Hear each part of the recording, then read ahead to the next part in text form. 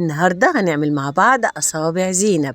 لو عايزين تعملوها وتبقى بالجمال ده وتبقى مرملة كده ومقرمشة من بره وطرية من جوه، تعالوا معايا يلا عشان نقول الطريقة كده وأقولها لكم مع بعض عشان تعملوها لأولادكم. الأصابع زينب من أحلى الوصفات الشرقية والبسيطة اللي كلنا بنحبها، بتبقى دايبة ومرملة ولذيذة.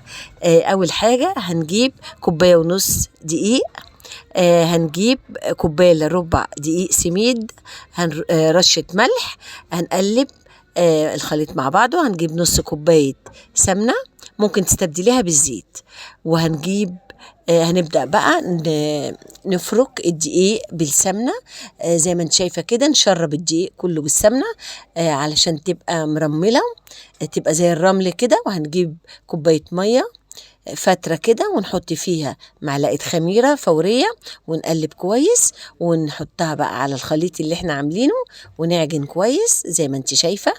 العجينة تلميها كده بالمية بالخميرة، ما تنسيش تحطي معلقة سكر مع الخميرة وانت بتعمليها، يعني كوباية مية دافية معاها معلقة خميرة معاها معلقة سكر.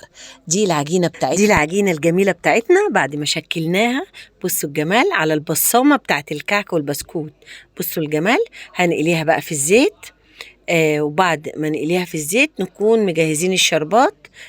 كوباية سكر، عليها كوباية ونص مية، وباكت فانيليا.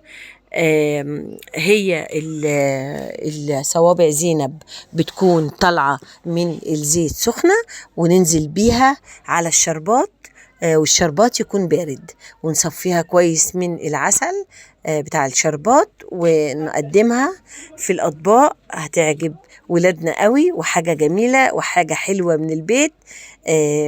جربوها يا جماعة، لذيذة وحلوة قوي وما بيختلفش عليها لا الكبار ولا الصغيرين.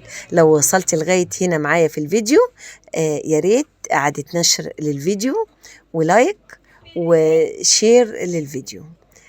أشكركم جدا على متابعتي، وأشكركم جدا.